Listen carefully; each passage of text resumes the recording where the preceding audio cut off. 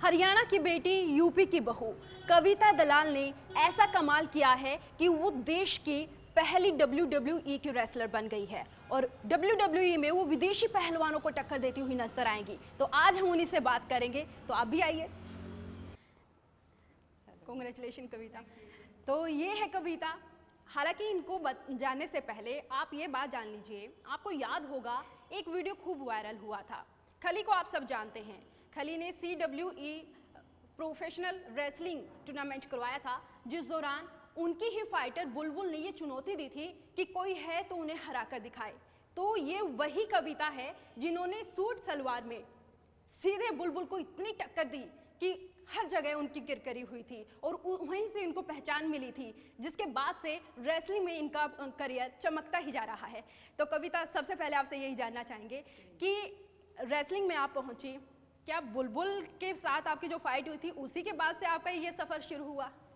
नहीं, एक्चुअली मेरा जो टारगेट था, एक जो मुझे अलग सा कुछ करने का जो सपना था, उसको लेके ही मैं जालंधर में जो CWE खली सर ने जो एकेडमी खोली है हमारे लिए, हमारे मतलब हिंदुस्तान के लिए, तो मैं वहाँ पे अपनी फैमिली के साथ ही वो शो देख रही थी उनका। तो जैसे ही उन्होंने प्लेटफॉर्म पे खड़े होकर चैलेंज किया, तो वो चीज़ मुझसे बर्दाश्त नहीं हुई। तो उसी के चलते मैंने रिंग में कूदी मैं और उसको मैंने पटखनी दी थी। वो सब आपने देखा, जैसे वायरल हुई थी वीडियो। अब खास बात कविता से बात करने की ये है कि कुछ ही दिन बाद दुबई में एक प्रतियोगिता होने जा रही है WWE की, और उसमें अकेली कविता है भारत से जिनका सिलेक्शन हुआ है। और कह सकते हैं, ऐसा माना भी जा रहा है कि कविता दलाल देश की पहली WWE की रेसलर होंगी, यानी लेडी खली इन्हें कहा जा सकता है।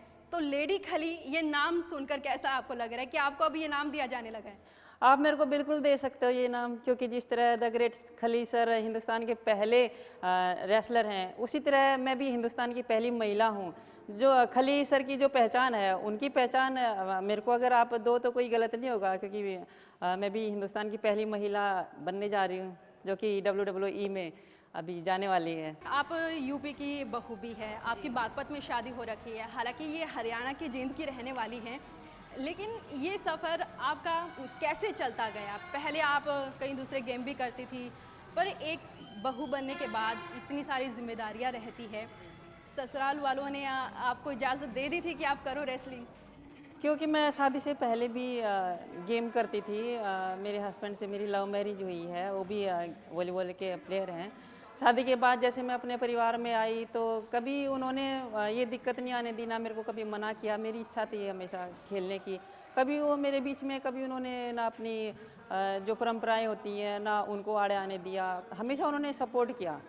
तो आज उन्हीं की वजह से हूँ कि आज मैं अपना कंटिन्यू कर पा रही हूँ, और आज इतनी बड़ी अचीवमेंट्स मेरे लिए नहीं बल्कि पूरे देश के लिए ये अचीवमेंट्स है। खली से भी आप जुड़ी हुई हैं, तो अगर बात करें, आप उनकी एकेडमी में भी ट्रेनिंग ले रही है, कैसे वहाँ पर क्या माहौल रहता है, किस तरीके की प्रैक्टिस आपकी रहती है, क्या सेशन रहता है? वहाँ पर जो एक आप बता दूँ, जैसे गवर्नमेंट्स की जो पॉलिसी है, जैसे इंडिया कैंप्स वगैरह होते हैं, उसमें गवर्नमेंट खर्चा करती है। लेकिन जो जालंधर में CWE एकेडमी है, ग्रेट खली सर ने जो हिंदुस्तान को एक प्लेटफॉर्म दिया, वो उनका खुद का खर्चा होता है। उनका एक सपना भी है कि मेरे जैसे हिंदुस्तान से बहुत सारे ग्रेट खली, लेडीज़ खली निकलें। तो प्रैक्टिस वहाँ पे उन्होंने फ़ॉरेन से कोच हम लोगों को दिया है। हर 6 महीने बाद नया कोच लाया जाता है। लड़कों के बराबर ट्रेनिंग होती है, कोई ये नहीं होता कि भी ये लड़की है या लड़का है, बराबर बराबर की टक्कर होती है, आपस में फ़ाइट भी होती है। SSB में आप कांस्टेबल भी रही हैं, उससे पहले आपने क्या, कौन सा गेम खेला, उस दौरान आपने क्या प्रैक्टिस की, मैं जिसके बाद आप वहाँ पर वेट पहुंची? लिफ्टिंग करती थी। वेट लिफ्टिंग में मेरा नेशनल में मैं चैम्पियन रही हूँ continue. International south Asian games हुए थे गुवाहाटी में 2016 में, उसमें भी मैं चैम्पियन रही हूँ। तो मेरा मतलब गेम काफ़ी अच्छा रहा। उसके बाद मैंने वुशु भी किया है, वुशु में भी मैं नेशनल चैम्पियन हूँ। तो अचीवमेंट्स मेरी मतलब नंबर 1 की रही हैं। बाकी ये जो मैंने नया प्लेटफॉर्म चुना, ये बिल्कुल डिफरेंट है। बाकी गेम्स में जैसे अवार्ड भी मिलते हैं, सब कुछ मिलता है, पर जो एक प्लेयर को चाहिए, जो नेम और फेम, वो मेरे ख्याल से जो WWE का रिंग है, उसके अलावा किसी और में है नहीं। तो कभी ऐसा लगा कि मैं एक लड़की हूँ, अकेले सब आगे बढ़ती जा रही हूँ, पहले आपने वेट लिफ्टिंग की, उसके बाद फिर आपने हालांकि जॉब भी की, कितनी कोई दिक्कतें भी आई, किसी तरीके से कोई ऐसी चुनौतियाँ रही हो जो आप हमसे शेयर करें? लड़की होने के नाते बहुत सारी चुनौतियां हैं। जो हमारा समाज है, समाज लड़की को, लड़की चाहे कितना कुछ आगे बढ़ जाए, लेकिन जो एक ज़मीन से जुड़ी हुई जो लोगों की सोच है, वो यही रहती है कि ये लड़की है। अगर वो कहीं खड़ी भी है या कहीं हंस भी रही है, अपने आप में खुश है, तो भी लोग उसको डाउट की नज़रों से देखेंगे कि ऐसा क्यों कर रही है। तो ये तो हमारी एक सोच होगी। बाकी मैंने ये चीज़ कभी माइंड नहीं की, कभी मैंने अपने आप को वीक फील नहीं किया कि मैं एक लड़की हूँ और मैं ये काम नहीं कर सकती। मैंने हमेशा दिल खोलकर ईमानदारी से जो भी मैंने काम किया, ईमानदारी से, सच्चाई से किया, और उसका रिजल्ट मुझे हमेशा मिला है। अभी तक अगर तमाम आपने प्रतियोगिताएं खेली हैं, रेसलिंग में आपका कितने कितने महीने का ये सफ़र रहा या कितने साल का कहें? मेरे को रेसलिंग में आए हुए ज़्यादा टाइम नहीं हुआ है, 1 साल अभी कंप्लीट नहीं हुआ है। तो बाकी मेरी जो गेम से जुड़ी हुई हूँ, मैं 2002 से जुड़ी हुई हूँ। बाकी मेरी जो फिटनेस है, फिजिकल स्ट्रेंथ है, उसके बलबूते मुझे आज इतना जल्दी, वरना लोगों को 15-15, 20-20 साल हो जाते हैं जो WWE के लिए तरसते हैं। वाकई में आपकी हाइट भी अच्छी है और एकदम फिट भी है आप, जैसा कि हम WWE में देखते हैं।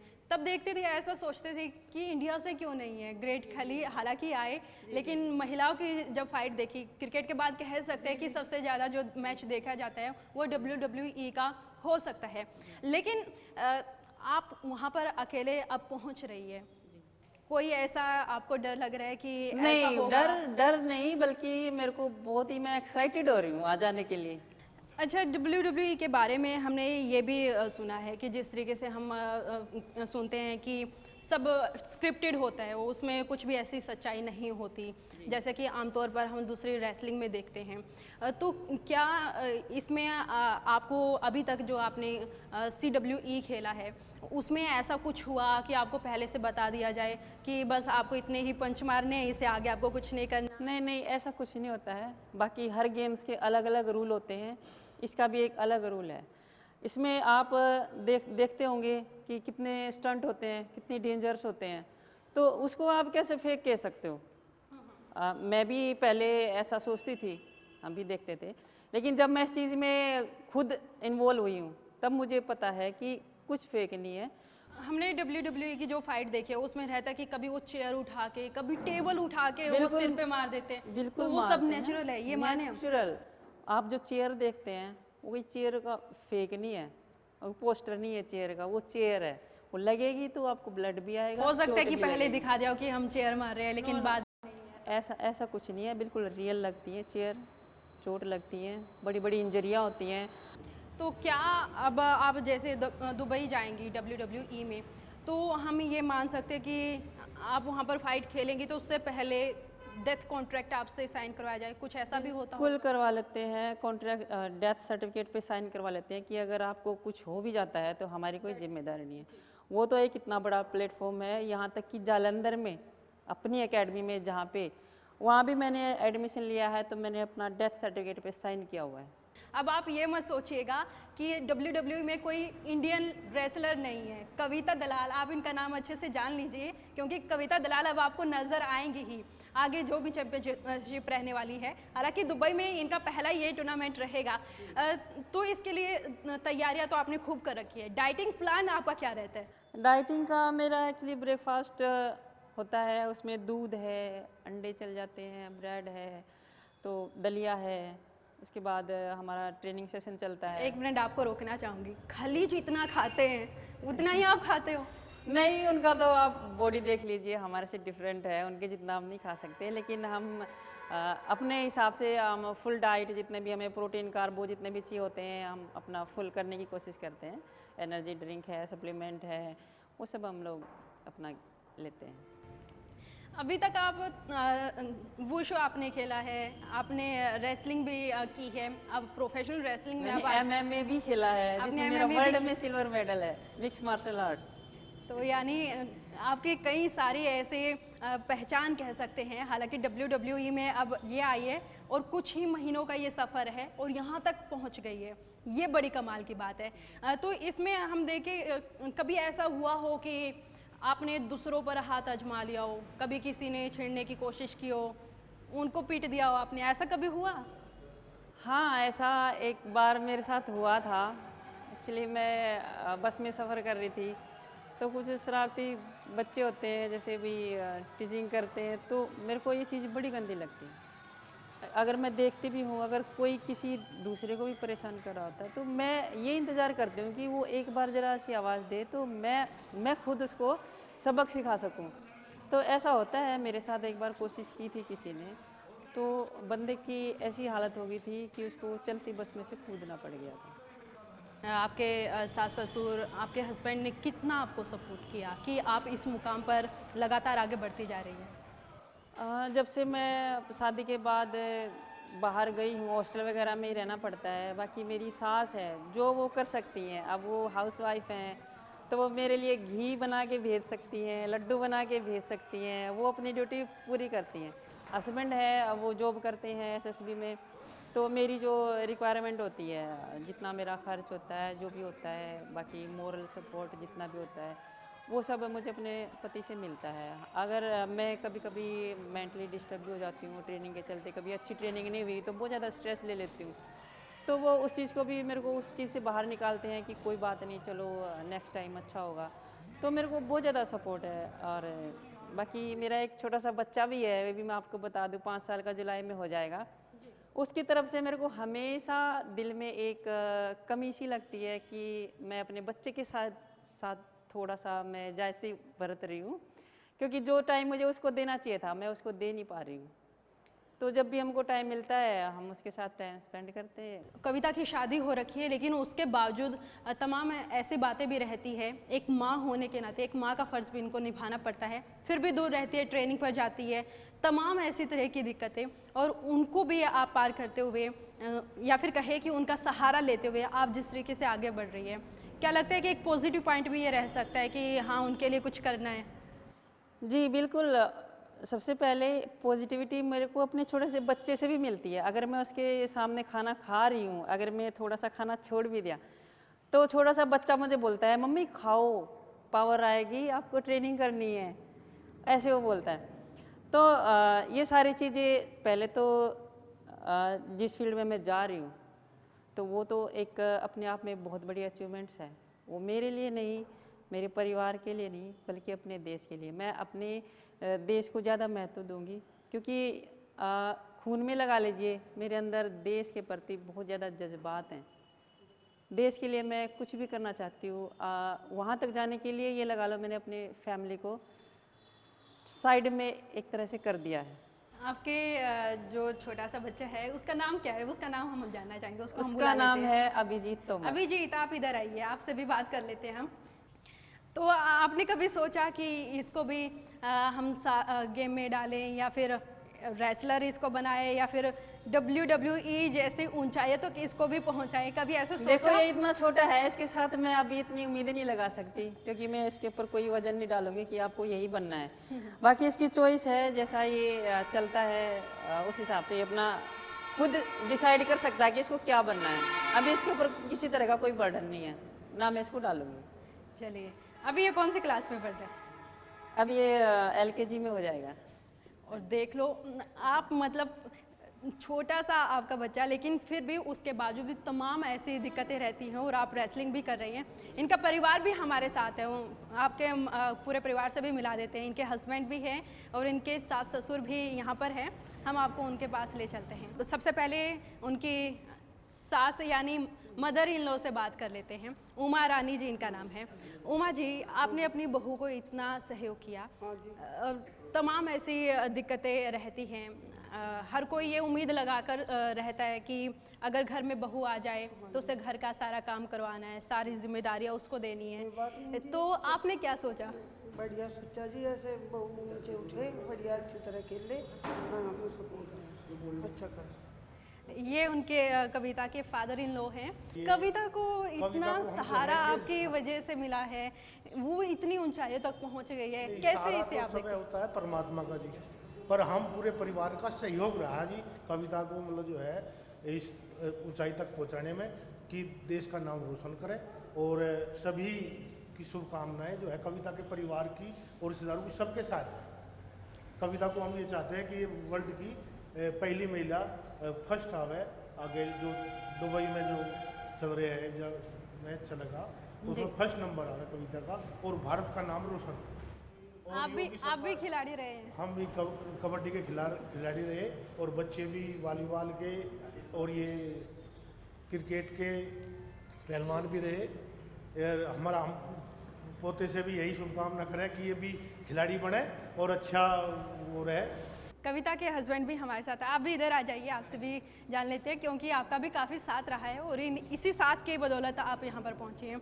तो जिस तरह से हम देखें कि इतने बड़े कदम ये बढ़ाती जा रही हैं, आप एसएसबी में कार्यरत हैं, आपको क्या ख्याल आया कि ये भी पहले हालांकि एसएसबी में ही थी, फिर आपने सोचा कि इनको रेसलिंग में शिफ्ट कराया जाए, ऐसा कुछ था?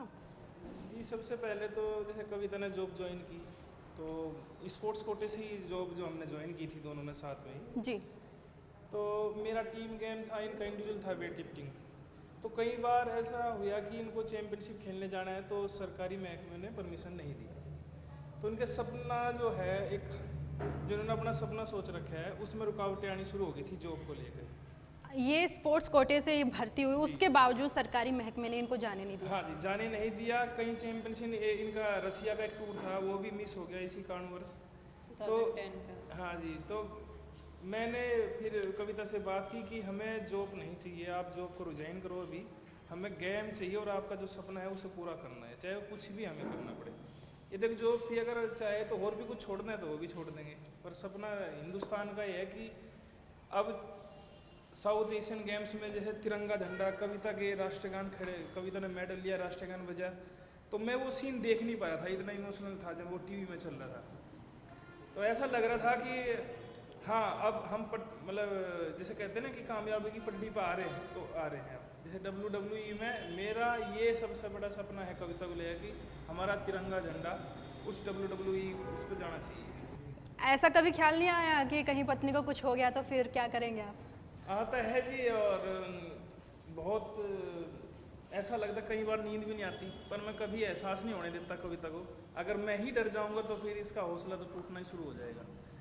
जब हमें मालूम है कि ये प्लेटफॉर्म बहुत खतरनाक है, पर खतरनाक कुछ भी हो, हमारे देश के जो फौजी हैं बॉर्डर पे तैनात रहते, किसके लिए? अपने इंडिया के लिए, ताकि हमारी जनता खुश रहे, सब कुछ रहे।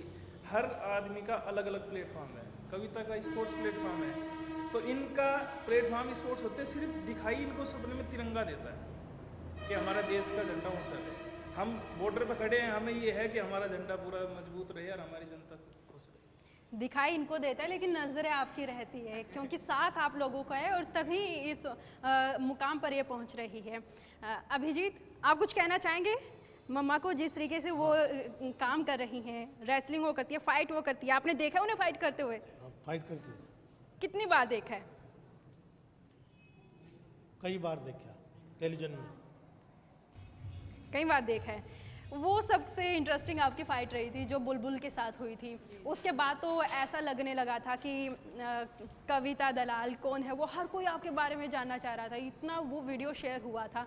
बिग बॉस से भी आपको ऑफर मिला था कि आप बिग बॉस में आए? हाँ जी, बिल्कुल। ये जो सीजन गया है इसके लिए आया था मेरे पास, लेकिन उस हाउस के अंदर जो घटनाएं अजीब सी घटती हैं, पूरी दुनिया देखती है, तो वो चीज़ चलते मेरे को थोड़ा पीछे हटना पड़ा कि परिवार में भी थोड़ा सा उन्होंने थोड़ा ऑब्जेक्शन किया कि भाई वहाँ पे जाना ठीक नहीं है। वहाँ पे आप देखते ही हैं कि किस तरह से एक दूसरे की इंसल्ट करना, ये करना, वो कोई मतलब अपना कल्चर नहीं लगता। जैसे कि भी घर में भी नहीं रहते, फोकस आपका गेम पर था हम कि लोग आपको ऐसे ये घर में भी करना नहीं रहते जिस तरह से वो लोग वहाँ पे व्यवहार करते हैं, तो वो चीज़ हमें पसंद नहीं आई। आपको क्या कभी ऐसा लगा कि WWE में आप जाएगी तो आपको ये कहकर कहीं चिढ़ाया ना जाए कि आपकी बहू फाइटर है, WWE में है, पहलवान है, कुछ ऐसा इस तरीके को कभी सुनने को मिला नहीं, आपको? कोई सुनने को नहीं मिला। और सभी ये शुभकामना करी कि अच्छा परिवार है और खिलाड़ी है सब, और बच्चे आगे बढ़े और देश के लिए काम किए। तो बिल्कुल कविता, सरकारों से हम कितने मान सकते हैं कि आपको मदद मिली होगी? हालांकि हरियाणा की आप बेटी रही हैं, हरियाणा सरकार ने आपको कितना प्रोत्साहन दिया? हरियाणा सरकार में जो फिलहाल अनिल विज हैं हमारे, तो उन्होंने स्पोर्ट्स के लिए काफ़ी अच्छी पॉलिसी बनाई हुई है। बाकी अवार्ड बहुत सारे मिले हैं, जैसे मेडल आते हैं उस पर जो पॉलिसी निर्धारित है उसके हिसाब से हमको अवार्ड भी मिलता है। लेकिन मैं एक बात कहना चाहूँगी कि जो वो पॉलिसी बनाते हैं, बना तो ठीक देते हैं, लेकिन उसको समय पे लागू नहीं करते। अब मान लिया प्लेयर आज मेडल लेके आया है, उसके 1 साल बाद आपको मेडल का पैसा मिल रहा है, तो वो प्लेयर किस तरह से तैयारी करता है उस चैम्पियनशिप की, यहाँ तक कि वो कर्ज भी उठाता है, उसकी कुछ ज़मीन भी। आपके साथ भी कभी ऐसा हुआ कि स्कॉलरशिप मिलनी है लेकिन पैसे नहीं मिले या फिर बहुत साल बाद मिले हो?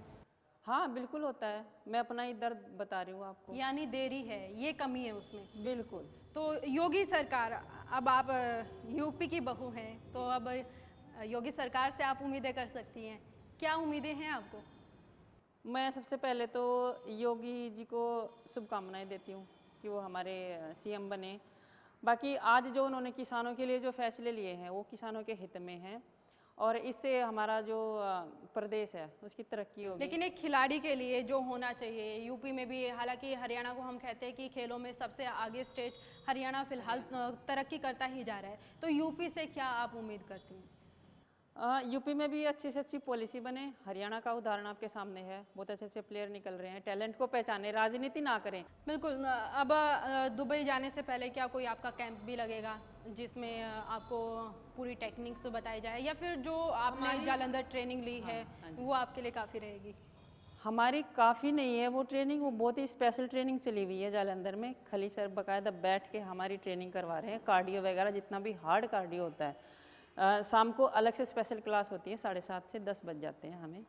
मेरे साथ 7 लड़के हैं और एक मैं हूँ, तो हमारी आप 1-1.5 घंटे कंटिन्यू कार्डियो होता है, पानी तक हम बीच में नहीं पी सकते हैं।